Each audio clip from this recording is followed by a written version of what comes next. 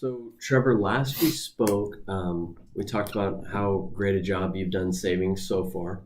We looked at your retirement plans. In our calculator, it looks like you've done, 98, 99% of what we need to get done for retirement. So, congratulations on that. Last we spoke also, we talked about volatility possibly being an issue. Is that something that we're still feeling today? Oh yeah, totally. Okay. So usually what makes sense when we're looking at taking volatility off the table is what I like to call a buffered investment. So I'll kind of show it to you what it looks like on here. So ultimately what we know is that the market's going to move up and down, right? Yeah. What a buffered investment's going to do is going to give you a little bit of downside protection. Depending on everything we select, there's a few different downside protections you can do: 10%, 20%, or 30%.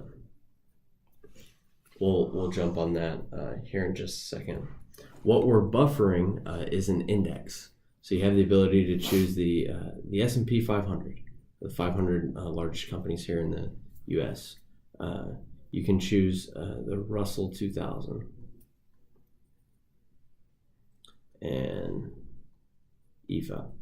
So you have a few different options here, a few things you can mix match.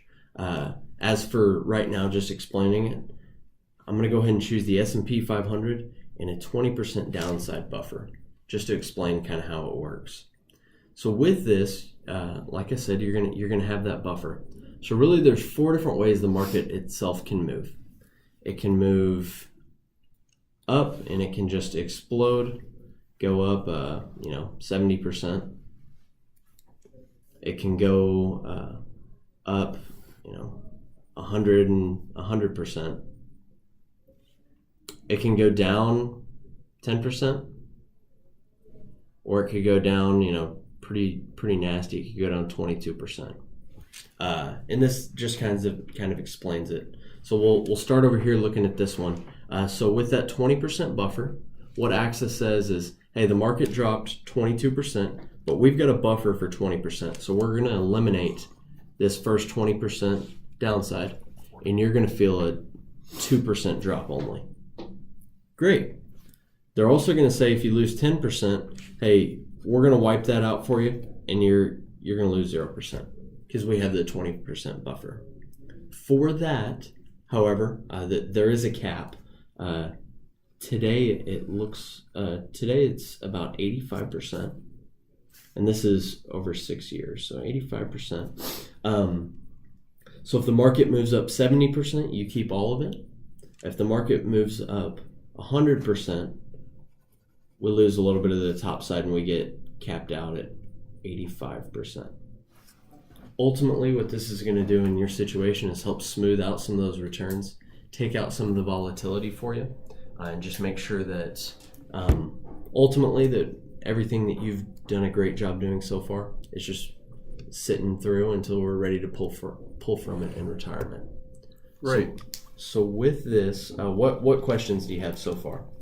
Yeah, so what are the things that I'm choosing from? So you have 3 different indices that you can follow. More than anything else, it's 300 different 3 huge baskets of stocks. So these indices are tracking the market. The S&P 500 is the 500 largest companies here in the U.S. And that's exactly what that's tracking. So it's those indices. Okay. Yeah. What other questions? No, I think that's it. Okay. Just like anything else, there's some pros and some cons to it. Number one, like I said, you've got these buffers. So you're really getting some downside protection there.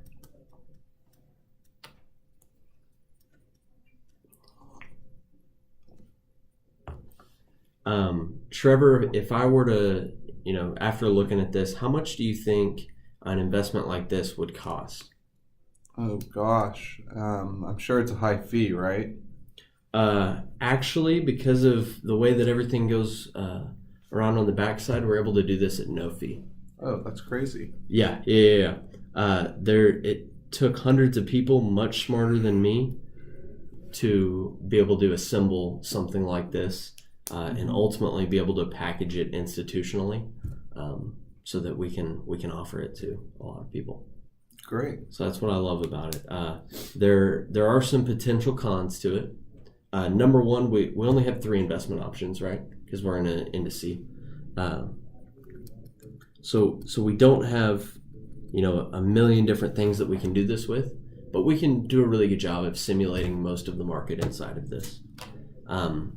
Outside of that, which I don't really see this one being a con because we're not going to need it in the next few years, but it is a 6-year commitment.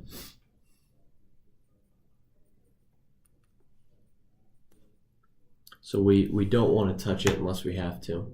And the third one really is this growth here at the top. So because we have those downside buffers and no fee, there's the performance cap. So that's kind of the downside to that.